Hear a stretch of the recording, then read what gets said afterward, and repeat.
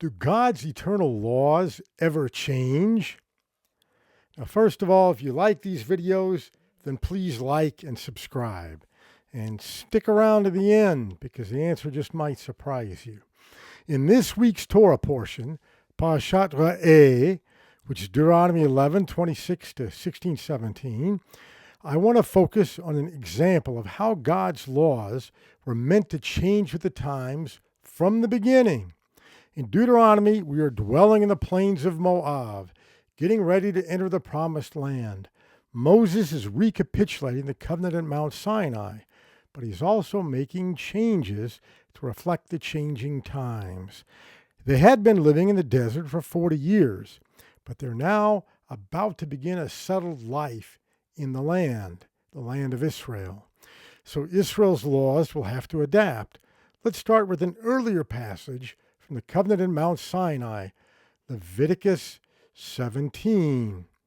Here we can see, this is what the Lord had commanded. If anyone of the house of Israel slaughters an ox or sheep or goat in the camp, or does so outside the camp, and does not bring it to the entrance of the tent of meeting to present it as an offering to the Lord before the Lord's tabernacle, blood guilt shall be imputed to that man. He has shed blood. That man shall be cut off from among his people. And down here, this should be a law for all time, throughout the ages. Say to them further, if anyone among the house of Israel, or the strangers who resides among them, offers a burnt offering or sacrifice, and doesn't bring it to the entrance to the tent of meeting to offer it to the Lord, that person shall be cut off from among his people. So here, the law is very clear. It's very strong language.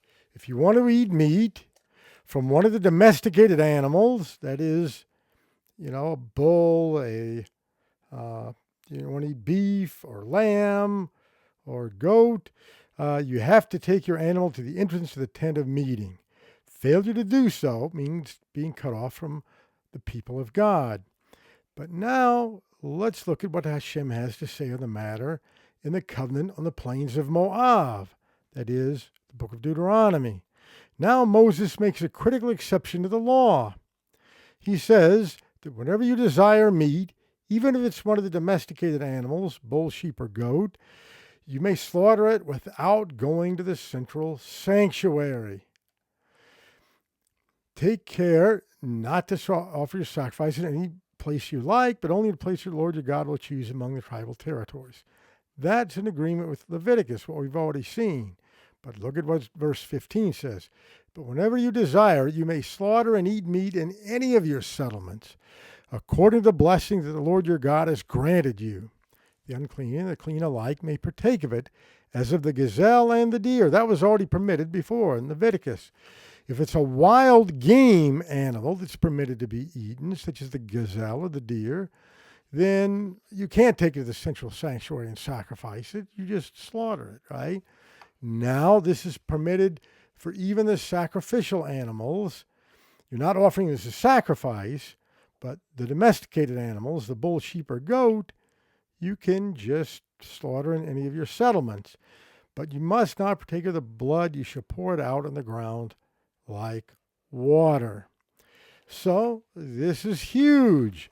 The book of Deuteronomy has made a change. Now, why would Moses make this change in the book of Deuteronomy?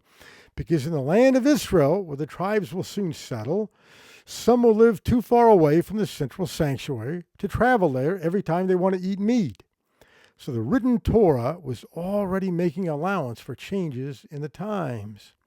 The book of Numbers has already shown us this with regard to the daughters of Zelophehad.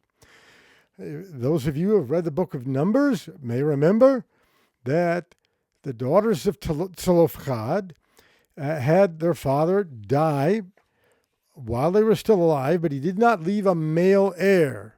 Now, under Torah law, until that time, daughters would not inherit from the father's estate. It would go to another near of kin. Daughters of Zelophehad didn't like that. They went to Moshe and said, that's not fair. We want to inherit our father's estate as well. And so Moshe takes it to God. And God says, what the daughters of Zelophehad have said is right. Go with them, give them their father's inheritance. And so that becomes the new rule. If there's no male heir, the man dies without a male heir, the daughters inherit. And then we know that later on, the leaders of the tribe of Reuven, that is the daughters of Zelophehad's tribe, go to Moshe, and they say, well, wait a minute now. We've got a problem with this too. Because now if they get married to somebody outside the tribe, then somebody outside the tribe will inherit part of our tribal land, and before you know it, our land will be all divided up to other tribes. So Moshe goes back to God and says, what of it? And Hashem says, the leaders of Reuven are right too. And so Moshe goes back and he tells the daughters of Zelophehad, okay, this is the new ruling. You can inherit your father's estate, but then you must marry only within your own tribe. Now, from there, we can see that the Torah is teaching us that the law has to be flexible to deal with changing times and circumstances, which any reasonable nation's laws must do. In Judaism, we talk about the oral Torah. The written Torah is the written Torah we have, the first 5 books of the Hebrew Bible. And the oral Torah is the laws that are part of the oral tradition that are handed down from Moshe to Yoshua to the prophets, to the leaders of the great synagogue, right on up to the great rabbis in ancient times, on up to our day.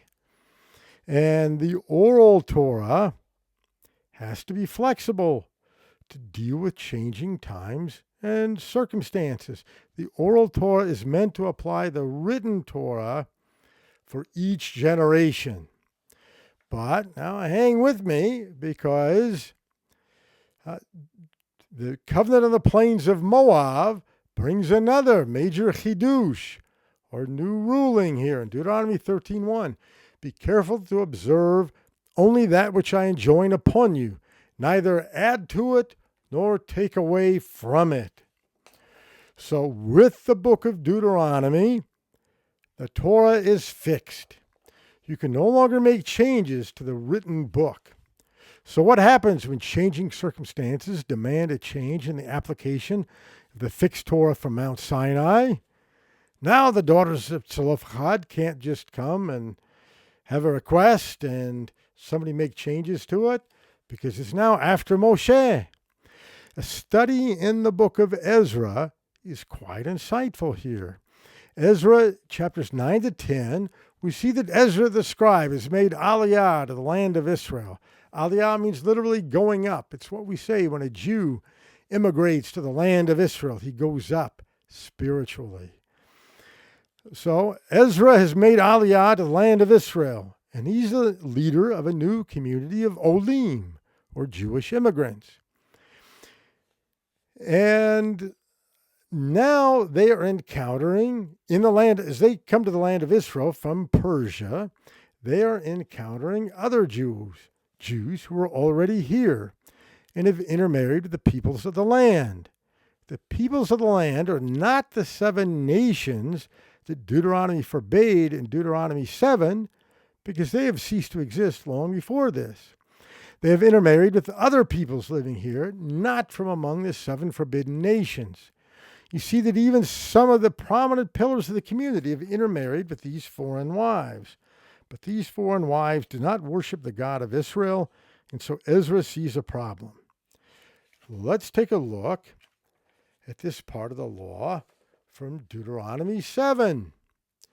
When the Lord your God brings you to the land that you are about to enter and possess, and he dislodges many nations before you, the Hittites, Girgashites, Amorites, Canaanites, Perizzites, Hivites, and Jebusites, 7 nations much larger than you, and delivers them to your hand. You put them under the cherem and all of that.